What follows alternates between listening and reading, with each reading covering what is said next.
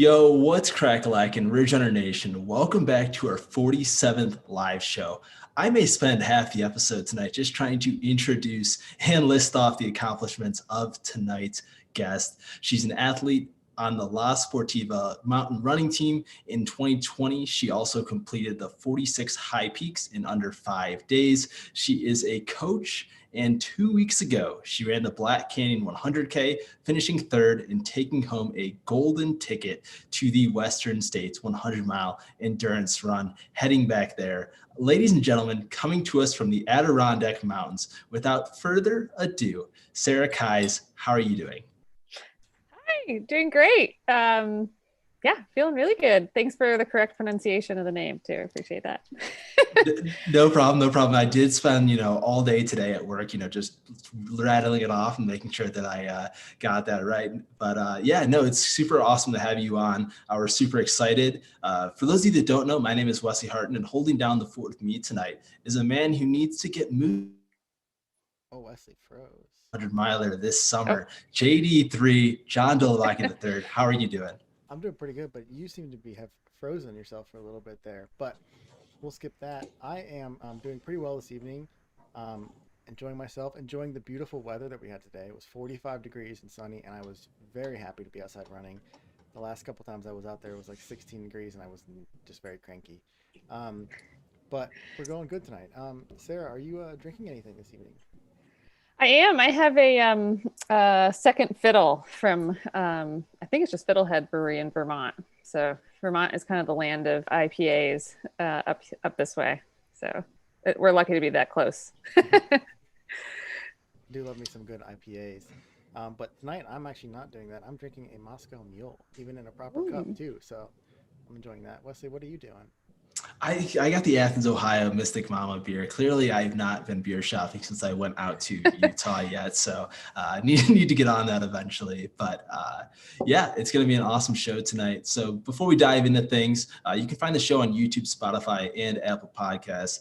We're also on social media, Twitter, Facebook, and Instagram. Our handle is Ridge Runners on all platforms. Sarah, before we dive too deep into the Black Canyons race, I just want to get to know you a little bit more, learn about your background, kind of how you fell in love with the sport of trail running. So just for our listeners that may not know who you are, and if they don't, that's on them, tell them a little bit about who you are and kind of how you found trail running.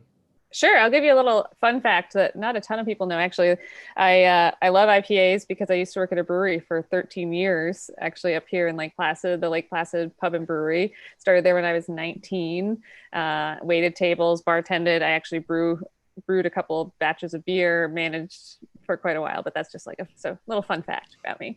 But yeah, so I grew up in Paul Smith's, New York, which some people may know of Paul Smith's College, which is it's like a culinary hospitality school, but now they have a 4-year program and so there's not much out there except for the school and a little like grouping of homes, and that's about it. So that's where I grew up. So there wasn't much out there. Like we didn't have cable TV until I was in like high school, well, middle school probably, but we didn't actually have it till I was in high school.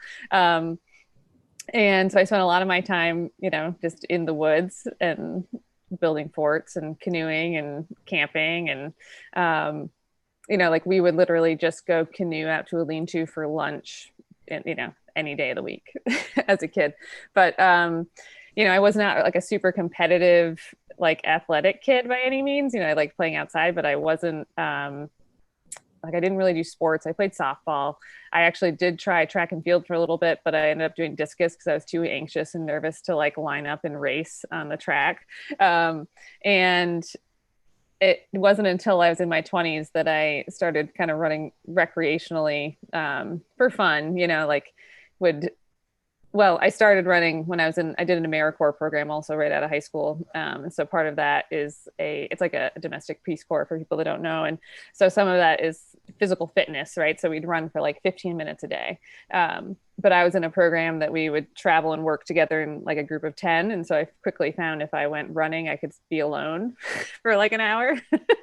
So that was like kind of where it started. When I came back to the Adirondacks after that, I ran recreationally and was like, oh, you know what, I could, if I were running trails and mountains right now, I could cover so much more ground than if I was just hiking them. And I quickly kind of found that I was also like, you know, not bad at it. I felt like I could, you know, cover some ground and felt good. But I also found, you know, running in the mountains here, for those people that don't know the Adirondacks, they're super rugged. You know, it's really technical, very rocky, really rooty, pretty much straight up the mountain. There's not many switchbacks. And because of that, it's pretty eroded also. But, you know, so running the high peaks when I was like in my 20s was something people didn't really do that. And so for me, it became a way for me to like gain a lot of confidence and, you know, feel like a badass and like do something that other people couldn't do, you know? And so I kept at it. And, you know, I think for all of us that run ultras, it's like, it's one of those things, like, it just seems like a barrier that we have to go beyond at some point. And so it's, you know, it was that same old story of like, just seeing how far I could go. You know, the first time I went, like, I remember thinking, I can't even run a marathon at one point in my life, being like, there's no way my body could go that far. So it's pretty amazing to look back, actually, and getting a little nostalgic, I guess, as I talk about it, right? That like my body's taken me to where I am now, which is exciting. It's pretty remarkable. And obviously your progression is awesome to kind of see, but what was it like in the beginning stages of that? Obviously starting off like running super challenging trails up there in the mountains, and then kind of realizing that, hey, I might want to train for a marathon 50K, kind of taking us through what those first couple of years were like. Sure. I mean, so even now I joke with people that, you know, mountain running and mountain biking in the Adirondacks is really just hiking.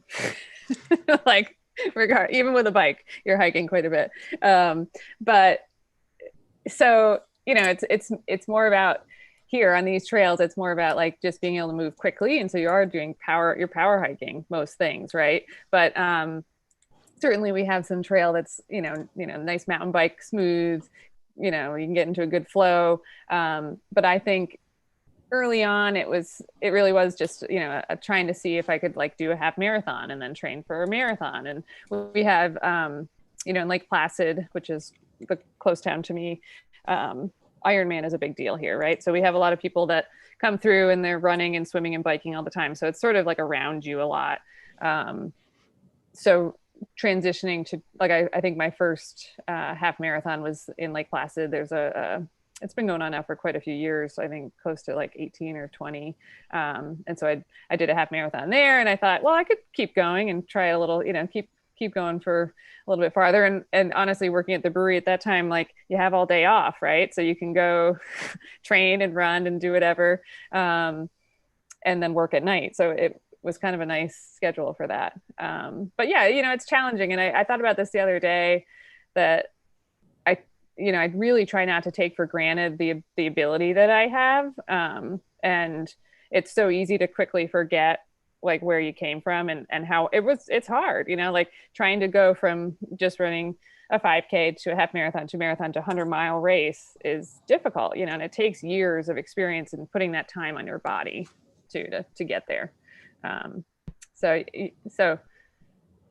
you know, not to sound like it's super, I mean, it's challenging, but it's not impossible to get to that point. Definitely. And you've kind of had some different challenges even recently over in the past 2 years or so. Kind of talk about what the past couple of years have been like for you, not being able to run, and then kind of training for the Black Canyon 100K. Sure. So in 2019, I was supposed to run Georgia Death Race actually that year, and so I live in Saranac Lake, New York, which is like an hour and a half from the Canadian border, so pretty far north. And I had gone, this is early March, down to the Catskills to train just for a weekend, because I was like, well, I better try and run on some dirt trails, because I have Georgia Death Race coming up in like 3 weeks and haven't run on any dirt, because up here our winters are pretty long, you know, they last from basically like November or December to April. So I went down there to train, and I was out for, you know, few hours was my plan, but I fell within the first like 4 miles and broke my ankle. And so it took me like 3 hours to walk out on that broken ankle. And, that took me out for all of 2019, basically. I was signed up for UTMB. That I was actually signed up for quite a few things and UTMB that year. And I did go to France and Chamonix to kind of like participate and hang out, but I didn't race, obviously. And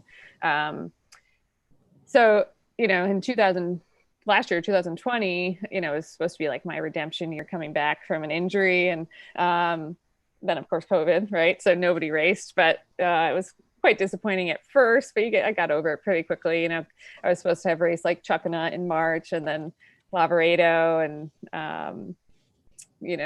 quite a few things actually. So it was a bummer, but I found, kind of getting back to that like gratitude piece that like for me, running from like, I just tried to like appreciate the runs I could do from home, like versus friends in Europe that like couldn't even leave the house, and in the early times of the pandemic. And like just tried to love training for training, like just to get out there and do it. And then come summer of 2020 last year, here in the Adirondacks, like I was talking about, we have 46 high peaks, so 46 mountains over 4,000 feet. Two of them are under 4,000 feet actually, but so people try to hike them all, in all different seasons, and you become a 46er. And so there was no women's recorded record to do them all in one go, supported or unsupported, before this past year. And I've been thinking about this for quite some time. My good friend Jan Welford had the men's record for many years, like over a decade actually. And so we had talked about it, several times, me going for this FKT attempt, and it seemed like 2020 would be the perfect year for it, why not? And nothing else on the calendar after that. And so I was able to complete it. It ended up being that I was racing another woman for it, which was added a new dynamic for sure. Alyssa Godesky, who's an amazing athlete herself. And she ended up getting the record in 3 days and like 16 hours, I think, which is an amazing time. But I ended up with some injuries kind of stemming from my ankle break, things that like, just imbalances and stuff that I think caused some tendonitis in my good foot, which slowed me down quite a bit. So I ended up finishing it, which, was first goal anyways, always just to finish a project like that because it's so huge. And so, after like feeling, it still feels somewhat defeating, like you set the goal of like going out to get the record and I didn't get it. And so, for me personally, like going to Black Canyon and having a good day feels like, it's like, man, it's about time, it just felt great, to go out and feel strong and have a good day, and to celebrate it and do it with other people that all, like everybody had sort of a feeling of like celebration regardless, because we get to go to a race, which is amazing. But for me, I felt like it was really special actually. Yeah. So on the FKT attempt, are you going to attempt to maybe go for it again, or is that not even on the books for you? Because if you like said you wanted it, and it's interesting to hear the dynamic as well. Like, one doesn't think an FKT is a live race, and it sounded like in your situation it was kind of like a live race. Yeah. Yeah. Oh yeah. The mountains aren't going anywhere, right? And I live right here, like in the heart of it. So yeah, I might go for it again. Yeah, I think I really enjoy racing. So for me, that dynamic was kind of fun. Having, Alyssa is, I think, from Virginia. So she had come up to train a little bit in the summer, and she reached out to me and said she was going to go for that FKT, and didn't know that I was going to also go for it at the same. And I said, so how do you feel about kind of going at the same time and making a race out of it? Which, to be honest, I'm kind of surprised nobody else has done this yet, like, especially in a time like this where, I think we're all eager for that. And I think it was incredibly exciting for other people to watch too, at home, because we both had our in-reach trackers that you could pull up so you could see our routes and where we were and different things that we've done. And that's the fun part of this type of FKT, was that it's a choose your own adventure, where you know, the route isn't set. You can do it in any way you'd like. So from what I heard too, people really enjoyed that. Sounds awesome. I just want to remind everyone who's watching to ask questions in the chat if you wanted to know anything from Sarah. We do have a question from Eric Anderson, and he was asking, is it hard to train for a February race in upstate New York? Seems to a southerner the weather would be a real challenge. It is a challenge. Yeah. So like I said, I've basically like 6 months of winter up here and there's no dirt or trail to speak of once that snow flies, you know? So I do a lot of road running in the wintertime, a lot of roads and I try to get to dirt road whenever I can. You know, I try to do some cross training. I do a little bit of skiing and backcountry skiing when the snow is good. But yeah, I mainly just run roads. And so, you know, for something like Black Canyon, basically the first half is all runnable, pretty smooth terrain. So I think that benefited me well, having all that road running. And, you know, to be honest, I kind of forgot I even put my name on the wait list for Black Canyon until I got the email that said, hey, the race is a go. And I was like, oh, that's only 5 weeks away. Okay. And so at that point, I'd been running all road and kind of working on speed work anyway, because I was like, well, I might as well, you know, focus on something for training at this point, and why not work on, you know, getting some leg speed, which I also think helped for Black Canyon as well. So, and you know, and then the second half of that race of Black Canyon is quite technical, and believe me when they say it is harder than the first half, because it is. But you know, I think my background and where I'm from just benefited me that way, that I could, you know, deal with the technicality pretty well. So we are going to jump into your Black Canyon deep dive, but I just want to know real quick, but what were the 5 weeks kind of like going into the race? Obviously, you ran the South Mountains Marathon, which our viewers will know pretty well. It's a Brandon Thor race down in North Carolina. And you won that race. It was rescheduled. And kind of what was that dynamic like, and how did that kind of play into the training for you? Sure. So I had, my boyfriend was house sitting for some friends that live in Boone. And so I planned on trying to get down to stay there for a little while and run on trail. Cause again, right, there's no dirt to be had up here. And so honestly, I think actually Aaron found that race was like, hey, there's a marathon. You should run this as a training run. And I thought, sure, why not? That sounds fun. And I think I got the last remaining spot on the registration on Ultra sign up.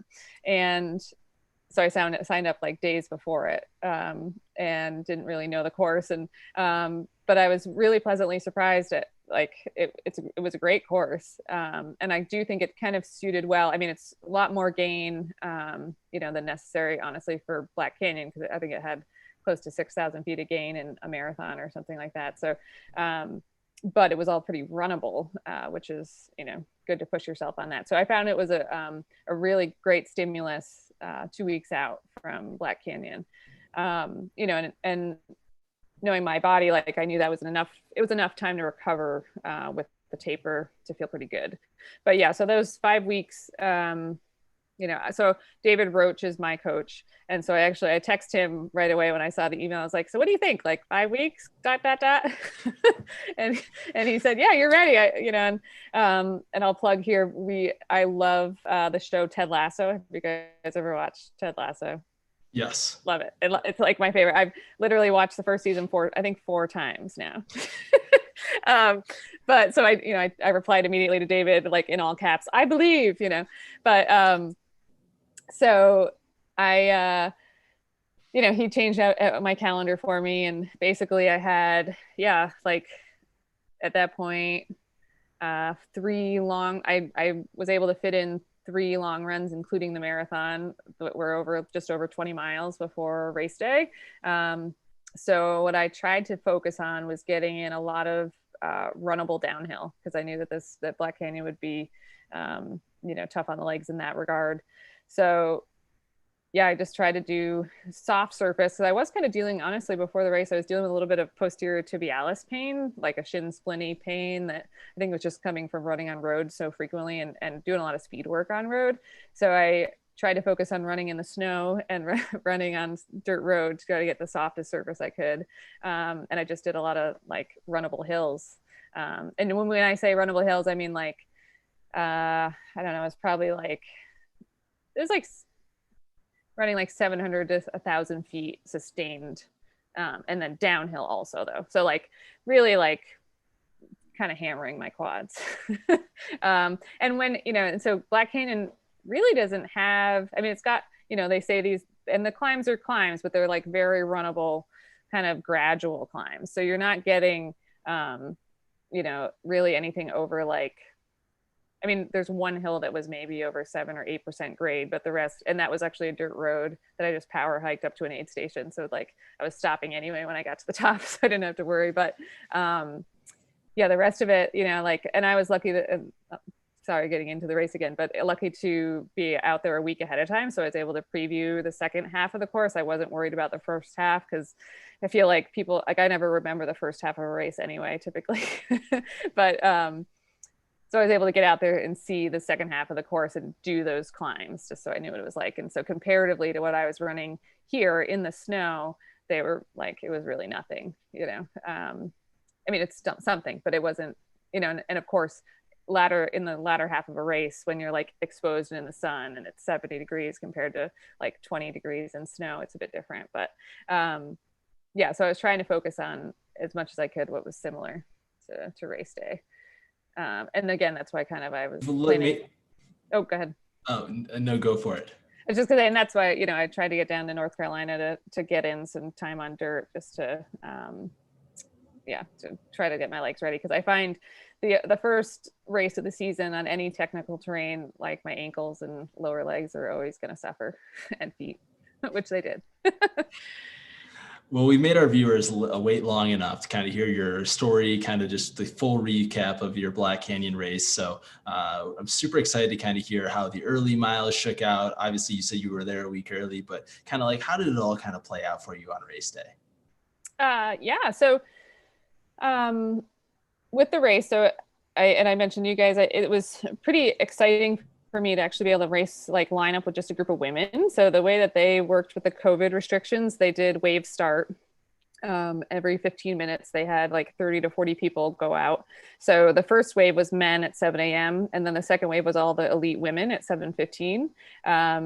And so I was pretty excited about that. That doesn't happen frequently for us. You don't really get that opportunity to line up with, your competitors that way and like see how things shake out, like you realize pretty early on who you're going to be racing, So I was super psyched about that. And that was fun. So we started out, it was kind of cool morning, but again, like for me, it was, like that, it felt like 40 degrees felt great, it was kind of tropical, but, so it was a little bit chilly. I think nobody really wanted to take the lead. I think that was also sort of interesting. Because again, like we're used to racing with men who are always like out front and far ahead. And so Addie and Brittany kind of took it right out of the gate. And so I think we all sort of fell in behind them and tried to set a pace that seemed sustainable. Because the first part of that race, you're on like pavement, and then it's just very runnable. There's a little bit of technical trail before the first aid station with a little bit of single track, but it's still pretty mild in my opinion. And so going through, I left, and that was the other thing too. So no crew allowed at the first 50 miles of the race, right? So that was a bit different. Like you just get dropped off in the circle, like you're not able to like hang out with family or friends. You just get like dropped off and then line up to race basically. So Aaron in the car was like, run a smart race. I'm like, okay, well, I'm not very good at that. I always tend to get pretty caught up pretty quickly in racing, and in the day before the race, I talked to my coach and he said, like the first 10 miles of a race don't matter, like doesn't matter, where you are. It's like the first 10 miles don't matter. And so, but in my head, I think I took that to mean, well, then I can go out in first and it'll be fine. So I did end up going through the first aid station in first. And I think when Aaron saw that, he was probably like, that's not a smart race. What are you doing? But, and then the next like 13 miles are this beautiful kind of like windy downhill that is like, was super fun actually. You're kind of like in and out of little ravines in the canyon, and like you can see ahead of you like where you're headed basically for the rest of the day. And it's just like a nice slight gradual downhill grade that's super plush basic. Well, it wasn't plush, it was pretty hard packed, but not technical. And so I felt great going through there. I think it was the next aid station, which I'm forgetting the name of, that Lisa Roberts took off in front of Addie and I. And she's the one that has the Yoda that she runs with in her pack. And Addie and I both were like, oh, well, that's kind of bold, but okay. and she looked strong, she looked great, and she kept going. And so I can't remember now where it was after Bumblebee.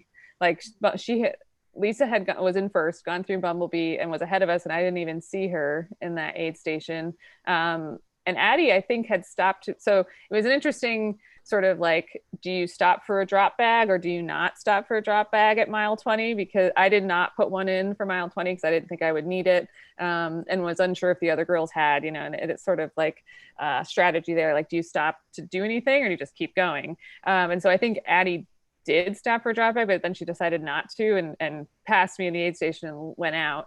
And then there's a little bit of a climb after that aid station on like a double track, and Brittany passed me going up that. I was kind of like just stopping to eat, and I kept them in sight, like, 20 seconds ahead of me or something. And I stopped to go pee. And they were like, I could tell they were kind of like pushing it at that point, Addie and Brittany together. So that's where I decided I'd run my smart race and said, I'm just going to let them go. I'm not going to like kill myself right now at like mile 25. And they gained like 2 minutes on me by the next aid station, I think. So were moving pretty well. And at that point, like, I felt fine. I felt good. I was just kind of running, and I was kind of on my own. The other interesting thing about that wave start, though, was that you could be in any wave to get a golden ticket. So and I guess it did come into play with the men's race a little bit, where like, because there were some men that passed us that were in the third wave that were moving super fast. And it turns out, I can't remember the guy's name, he ended up going through the first stage like 2 minutes faster than any of the other guys, which was interesting. But he was in the third wave, so he didn't know where he fell, in relation to them. But so it was sort of like an interesting, like, is there a girl in the third wave who could potentially, like move past us at some point, and or like finish just ahead to have like screwed with the podium? It'd be very difficult to do that. I don't think, like, personally I'd push myself as hard if I wasn't racing against other people like in sight, but that was sort of interesting. So the rest of the race, I would say after that point, I would come into aid stations. Like, I did put a drop bag at Black Canyon City, and that's an out and back. There's a mile out and back at that point. And so I was interested to see like where the other girls were from that vantage point. And so I was almost in the aid station when Brittany was going back out, and Addie was like right behind her. And when I got into the aid, Lisa was sitting in the aid station. But she like stood up when I sat down, and I think she left, but I didn't hear any clapping or like hooting and hollering like that she was leaving. So I was like, is she gone? Is she not? But I took the time actually at that point to like change my shoes and socks, because my feet were kind of suffering, as I was saying earlier, like having it be so early in the season without like technical terrain to run on. I think my feet started to blister at like mile 10. And I basically like settled in at that point to knowing it was going to be like I was just going to be in pain for 8 hours. But so I took the time to change my shoes and socks, but I changed my shoes to the exact same model and a new pair. So I took off the one, and nobody, there's nobody there to help me, so I'm doing it on my own. And I forgot which ones I'd taken off and which ones I was supposed to put on. And my like sock blew away in the wind, and I was like, oh geez. So I mean, it was kind of, I laughed at myself, it was funny, but that probably cost me a little bit of time. But at that point, so then I had to like, from that point on, I had pretty much seen the parts I wanted to see of the course prior, so I knew it was coming. And there's quite a bit of climbing, like runnable climbing after that. And I felt really good, and just kind of ran as best I could. I could see Lisa a few times. Like that's the other cool thing about that course is you can see your competitors up ahead of you. And if you look back, you would see who's behind you too. Because it's so wide open. It's something different being in the desert versus in the, here in the East Coast where there's so much coverage, and trees that you can't really see a lot of times. So I could see Lisa ahead of me, not that far. I mean, she was probably like a minute ahead of me at that point. And so, but I think she saw me too, probably like coming up behind her. So she kind of pushed, and I was just having a good time, like running and just trying to like keep my, momentum moving, despite my feet hurting so badly. And I guess it was then mile 51 is at Table Mesa where my crew was, and I passed Addie just leaving the aid station as I was coming in. I was like, oh, she doesn't look so great. And so then I learned that Lisa was only probably another 5 minutes out, like had just left the aid station 5 minutes prior. So I changed my shoes and switched bottles and I knew that the next climb that they, it's like they say it's like there's a big climb at the end, which it is, but only because it's hot and you're exposed and it's rocky and I call it sort of like chundery. It's very just like loose, dry, like jagged rock. And so I caught Addie not far after the aid station actually, and she was walking. And so I passed her and I was looking for Lisa the whole time, but I never ended up catching her. But I felt pretty strong, but I also had taken a fall at like mile 40, I guess it was, and my right calf had like turned into a rock, and that happens, you like catch a toe. And so I like sat there on the ground and like tried to like rub it out for a bit. So every time I tried to open up my stride after that and run anything over like an 8-minute pace, my calf would just cramp up into like another tight little rock. So I felt good, I felt strong, and I like could, like when you get that like second wind of energy, and I would be like, okay, save it. Cause I thought I was going to see Lisa. So I didn't want to like just waste it, just run and waste it and then not be able to like pass her if I saw her. So I feel like I had more to give a little bit, I guess is what my point is there. But yeah, I mean, I just felt like I had a great race, and I had already seen the last 3 miles of the course. I had done just a little bit of like run out and back from the finish. Which is not an easy finish, actually. That it's there's a little bit of climbing in the last 3 miles, and there's some technical terrain too. Like the very last like quarter mile is like all loose, jagged rock going up to the finish line. But it was exciting to know that I was that close. So yeah, I mean, I would say overall, I felt like I executed it the day well. I felt good. Like I felt really strong. I was able to eat the whole time. I try to stick to my nutrition plan, pretty much 100 calories every 30 minutes. And I'm a tailwind athlete, and I use tailwind. So that was one of the other things. So without a crew to like swap bottles for me, I was a little bit concerned about like how I was going to get tailwind. So I carried empty soft flasks with the powder already in them in my pack, so that I could just like hand that, like put that out for an aid station to fill, rather than trying to like pour powder into a bottle and then have it filled. Or at the drop bags, I would swap out bottles with already like pre-filled powdered bottles, basically. Yeah, so I felt, like overall things went really well. Besides my feet sort of hurting. But again, like after doing the 46 and having that pain for 5 days, 9 hours is really nothing. So thinking about talking about the terrain, you were like the rugged and the gravel and the loose kind of stuff like that. Sammy Hartman has a question. It says, Sure. what are the go-to shoes for that kind of rocky terrain? So I'm a La Sportiva athlete. So for me, I was using the Captiva, and that's the shoe that I started out in. And then I went to change pairs, but they were the exact same color. So I was like, oh, which one? And then I was happy to have, for the last 11 miles, I had the La Sportiva Jackal, it came out last year. And it's a bit more stable shoe. I think and I hadn't done a ton of training in it, so I wasn't sure how it would feel. I knew that it was more stable and it was a bit stiffer, more cushioned shoe. And so I knew I wanted it for the last portion because I'm sure, I figured my legs would be tired. My feet were probably going to be, I figured my feet were going to be pretty mangled because of just being so early in the season, and running on road mainly and not running on trail. It's just different.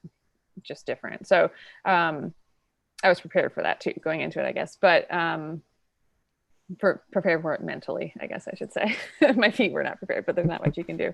So yeah, I would say something like the best shoe, I think, is something that's got a lot of stability to it, but also somewhat cushioned, because I found, the worst part was when I would step on a sharper rock, and it would, regardless of what part of my foot it was, it would just be painful because my feet aren't used to it at this point in the year.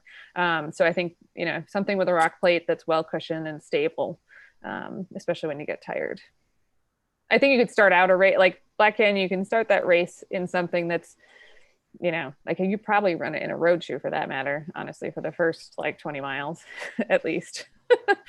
But so obviously, it being so early in the season and a lot of different challenges or whatnot, did you have any low moments throughout this race, or was it kind of just all like a perfect day? Kind of talk us through kind of like, what was your biggest challenge out there on race day? Sure. I mean, I guess I haven't had many of those like perfect day races. Like those are like the unicorns, right? But I did feel like just strong and prepared, I think, and I think some of that is like coming off of not racing for 2 years almost, and finally feeling like I had put in, regardless, having it be a very short lead up, I still felt, ready. Like I felt like my body was prepared for the distance.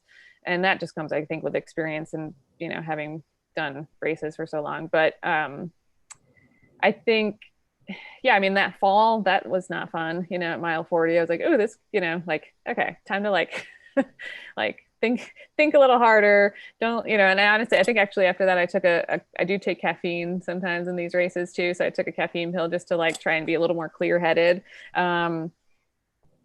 I think, but otherwise, yeah, like, it's never fun to be passed in an event, but like, that's part of it. That's part of racing. It's kind of fun too. Like the coverage was really great, that RRLive did. And so I'd be like going up a climb closer to an aid station and there'd be a drone like overhead. And so I could kind of hear it and I'd be like, oh, time to start running. Like as I'm like, just trying to like walk up a hill, but honestly, like, again, I think for me, and there were low points, but not that low, like the fact that I'm just out there running is amazing, that we're able to have the race at all. And like, it sounds kind of cliche and, but like, I do run with gratitude most of the time. Like, things could be way worse. So yeah, I try not to have pity parties that much out there. And honestly, I didn't for this race. It was great. It was really nice. That's a good mantra, and I need to start having less pity parties myself. So I'll take that advice to heart. But kind of one thing I'm just super curious about is you've done a lot of West Coast races, and obviously, training in the Northeast, and a lot of our viewers are obviously East Coast, but eventually do make their way out West just to try new races. But kind of what is that mentality like when you go into a race with, a lot of runners that, could be seen as elite out West, and kind of competing with them and also just being super successful? Like what kind of yields to that success, do you say? Honestly, I think it's like you just have to be, well, it has to do with your intentions, right? Like, why am I out there racing and why am I out there running at all? And it is, I find it exciting. I do find it exciting to race a competitive event, with other people that are well known or, top runners. But I think a lot of times, like, the race is just a celebration, right, of all the hard work you've done. So for me, it's being consistent and it's getting out there and training. Because I love where I live and I love training. But I think, and I guess, I have done a lot of races out West. So for me, it's like the more you can do, like the easier it gets, right? With anything, right? Like performing or talking in front of people or any of that stuff. But so I think for me, like it's always been a bit of an adventure to go race out West and see a new place.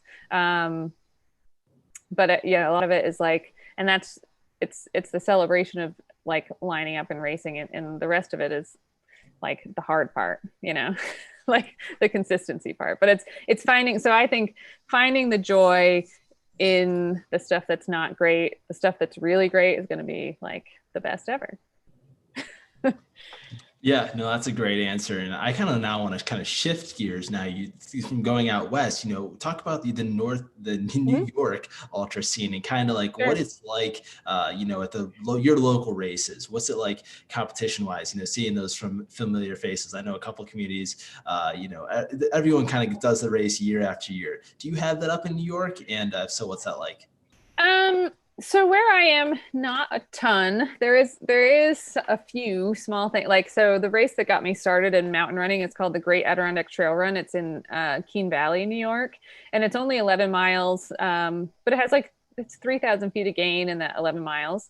And it's pretty like remote trail. It's not well traveled. And so it has a kind of storied history of just being one of the tougher events in our area, right? And so actually quite a few Olympic biathletes can run in it because they're here for the summer, and we have an Olympic training center here. And so it's always a competitive event typically. So that was my first ever race that I was like, can I even finish this thing? I don't know. So that one I would say, yeah, is that's always a fun race. You never know who's going to be there. Like, is there going to be like a gold medal biathlete there? Maybe. But otherwise, so I help, I'm a co-race director for the Whiteface Sky Race up here in Wilmington, New York. And that has brought a lot of competitive names to the area in the past, when it used to be part of the US Skyrunning Series that unfortunately is no longer. But otherwise, like right in my zone, there's not a ton of stuff. You can get, like Vermont, like the Vermont 50 always has a few people. And that was my first 50-mile race, actually. That's also a really good one if people are looking for a first 50 to do, because it's pretty runnable. It's a fun day typically. And then there's things like, I have never done like the Escarpment Race, which is one of the oldest trail races in the country, like a classic. So I'm hoping maybe this year, we'll see. I'd love to do that one. And then there's, in like New Hampshire has a really strong athletic field, of just like people that are in their community that do a lot of racing. And, we have them here too. It's an interesting, mountain communities are interesting folk typically. But yeah, so ultra wise, there's not a ton here. There's like stuff that people wouldn't know about, like the Wakely Dam Ultra that's been going on for a really long time. That's a point to point in the wilderness area here, and that's kind of special. But yeah, there's not a ton, to be honest. So you do sort of have to travel if you're going to like try to line up against like the best in the country. You have to go other places for sure. But that being said, like that part of the reason that I love it here is because it's not like that. There's not like, my trails aren't full of other trail runners, so, it makes it kind of special in that way. Yeah, each community is, super special in its own right. I mean, every trail community that I've kind of been a part of, it has its own little thing that kind of just makes it super unique. And I think that's what just makes it super awesome. You kind of hinted at it a little bit, but, I'd love to kind of hear about what's next. Obviously, Western states, I'm sure, but kind of what else do you have planned for the rest of this year and maybe in the next year? Yeah. So yeah, Western States obviously is. I'm incredibly excited to get back there. We didn't really say yet that I did do a Western States in 2017. That was not a good day for me. I ended up walking the last 20 miles, so it was not what I thought would go on that day, but that's okay. So getting back there has been a huge goal, obviously, for several years now. But so that's like, that's the A goal for this year. Otherwise, I would like to do some FKT projects around here. Again, I don't know if the 46 will happen this year or not. We'll see. It's it's so huge that it's kind of has to be, it's like standalone thing. But yeah, there's like the Great Range here, which is kind of, some people may know, it's like it's 20 miles with 10,000 feet of elevation gain, super technical. I had the record on it for a long time, and then my good friend Lindsay Webster took it from me. So I want to get that back. And then, other things like in New Hampshire, like the Prezi Traverse or the Pemi Loop, those are all super appealing to me. But yeah, maybe the escarpment. And then, so La Sportiva is the headlining sponsor for Leadville. It has been for a couple of years now. So I'm on the list for Leadville for this year. But we'll see, that's a tough back-to-back Western States Leadville. So yeah, I'm going to kind of assess and see how I feel then like in July. And if I'm feeling good, then maybe I'll head out and try to get some acclimation. I don't do super great, like heading straight out to altitude. So I'll need a few weeks out there ahead of time if it's going to happen. I think you just go for it. Yeah. Yeah. I mean, it's an interesting thing, right? Like, I think it is either like people say you either go out and you like race the next day at altitude, like I'd fly out and race like the next morning, or like you need, personally, I think I need like 3 weeks of like kind of time to, and I've run actually a lot of the course. It did do like a trail run camp out there with La Sportiva a couple of years ago, and we ran a lot of the course. So I've seen a lot of it. And actually, while I was there, I was like super altitude sick going over Hope Pass. So I know what I need to do, but we'll see. Definitely. Kind of shifting gears now, I kind of want to talk about your roles on the ITRA leadership team and the ATRA advisory board. I think that's kind of unique that you're kind of a part of those. And I just want to kind of learn more about like what your role is within the organization. Sure. So I've been part of Itra. I guess it's been 2 years that I've been on the leadership team at this point. And there's been a lot of changes within Itra. I don't know if you guys, so here, can I ask you, so what do you guys know of Itra so far? Like very little. Yeah. Yeah. And that's most people in North America, actually, or at least in the US. It's a very Eurocentric things right now, but we now have a US president. So Bob Crowley took over as president this in 2020.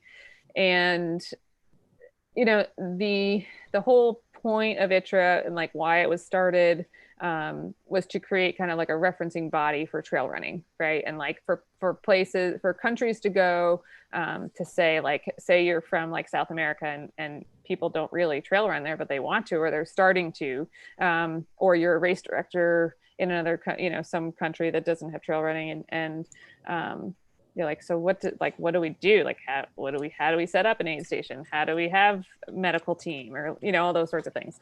So that was the, like one of the original ideas of what Itra is about, right? Is providing the service for trail runners, because we all sort of share, and I think it's a global thing, that we share just the love of being outside and on the trail, and like with, sometimes with other people or not, just pushing ourselves that way. And I think that's a global thing that, like, I don't know if you guys have traveled to an international race, but it's like when you're there, you don't really have to speak their language to like still share that joy, right? So that's sort of, where Itra started, and it turned into sort of like a ranking system for athletes, which I think is useful. I think other races and they use it as a way to provide entry for elites, or like seed a wave start. A lot of that's been happening a lot now with COVID. They look at the Itra rankings to say, okay, well, this would probably be where people are going to finish. We'll put them in this wave. So on the leadership team, when I was brought on 2 years ago, there's different like committees and different things. We're trying to, I don't know if you guys have been to the website, like a lot of it has to do with trying to like the technology and trying to make it user-friendly for all people, like globally. So it's a challenging thing. I found it very interesting. Trying to look at this in a global perspective, and what is what's needed, right? Like what is needed from a runner's perspective, because that's why I was brought on as a runner, not like a race. There's race organizers, and there's people that have been there from the beginning, but so it's been an interesting, eye-opening experience for me. and we're still like basically, just trying to work hard to get the things that people want, but it's very slow. And so, in kind of contrast to that, like the American Trail Running Association is a similar kind of governing body, within the US that is there as also a referencing body. And so if you go to their website, you find like we just did a whole rebranding to try to make it more user friendly, and like more kind of current with the times. I think they'd had the same like color scheme and all that like since they started. So that, they do, like Atra does like a US trail running conference every year where they bring together a lot of professionals and athletes, but also just people in the sport or brands or different things. So I think they're all useful in that, both Itra and Atra, that like we're trying for the same thing and that we all love trail running and we want it to, like, I think there's like a heart and sort of just sort of like feeling about like what trail running is versus like road, right? Like versus road running or like any other sort of like federated sport.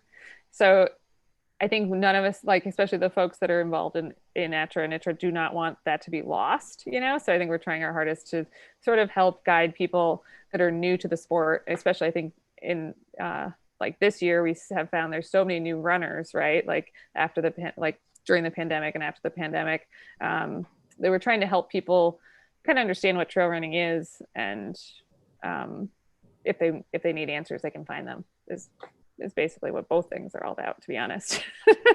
Yeah. Awesome. Are there ways for people who want to get involved or help out to do that? So with Itra, you can become a member. There's you can I think, like if you wanted to like volunteer or had services to provide, you could reach out to me, and you can become a member or just like check out the website, see what you think.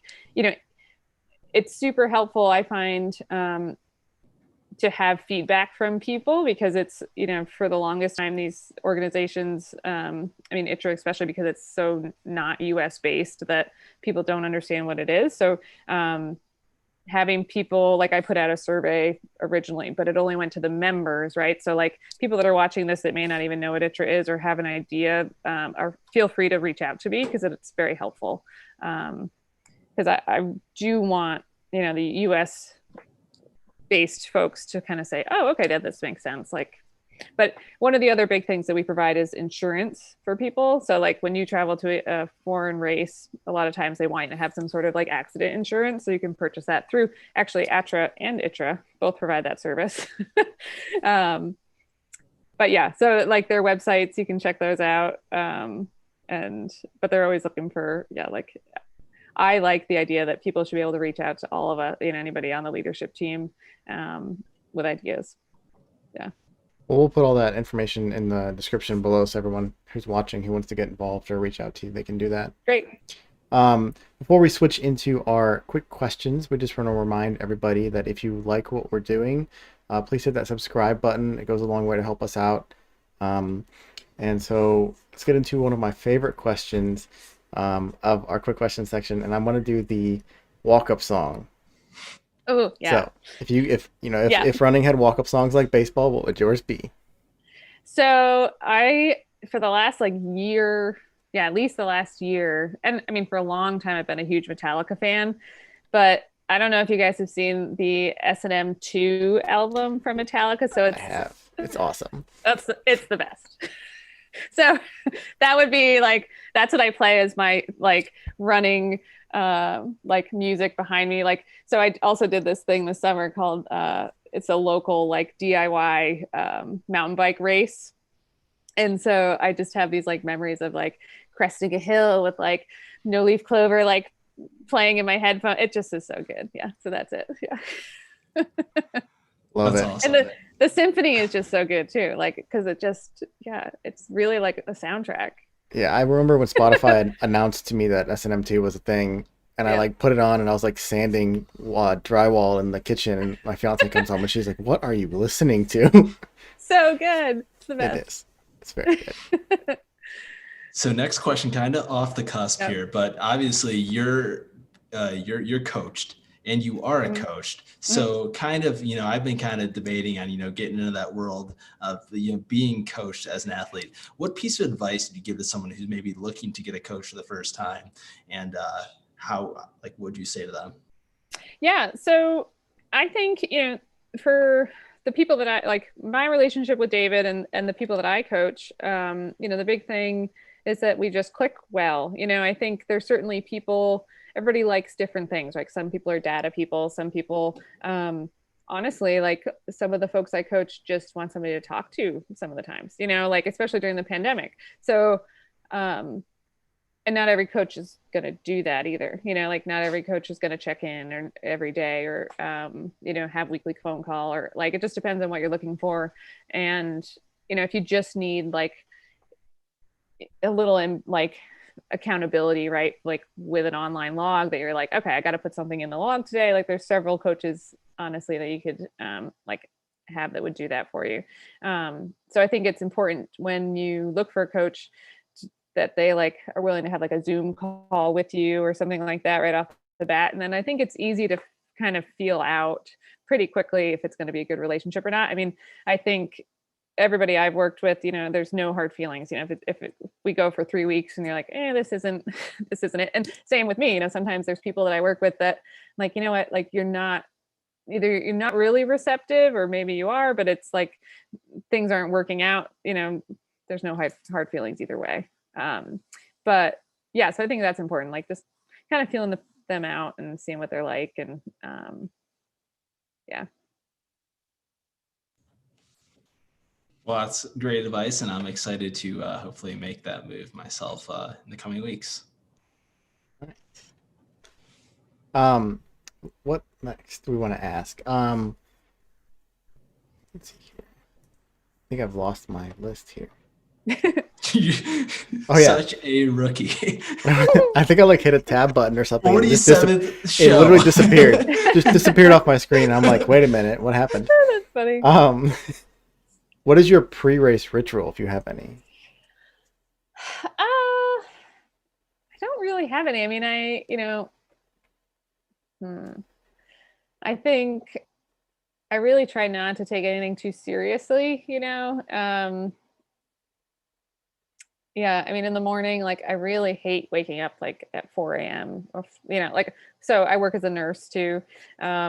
And so some days I do wake up at 4 a.m. to go running like before I go in. So I'm used to that. But at the same time, like it's a different thing when it's race morning, you have to wake up at 4 a.m. to like eat something before your 6 a.m. start. But yeah, I don't have anything that's like I have to like any, weird superstition thing. I don't really have any of that. What about your favorite post coffee? I would say coffee. Well, coffee's important. Post-race meal. What's your favorite indulgence afterwards? So like after Black Canyon, we went to In-N-Out. That was delicious. I had never had In-N-Out, but that was like, yeah. And we even like it was like crazy long line of cars like around the building, and we waited in line for it. So that was worth it. Yeah, I think I definitely usually have, and we had some good beer that night too. That was really good. So I think usually good IPA, and yeah, some kind of ice cream or something, like a treat of some kind. It's usually the next day. I mean, it's typically like race day. I can't eat a whole lot, like afterward, I'm not eating a whole lot. My stomach's a little bit off typically, but next day it's like all bets are off, and then usually some sort of pastry, like a donut. Yeah. So I recently just found out that Utah has In-N-Outs, and it was like 35 minutes from me, and I didn't change my life when I found that information. I haven't been yet. I knew they were in Cali or whatnot, and I had them when I visited over there, but excited to try that again. Yeah, it was pretty good. We got milkshakes. Those were good. Yeah, and the burger was good too. It was all good.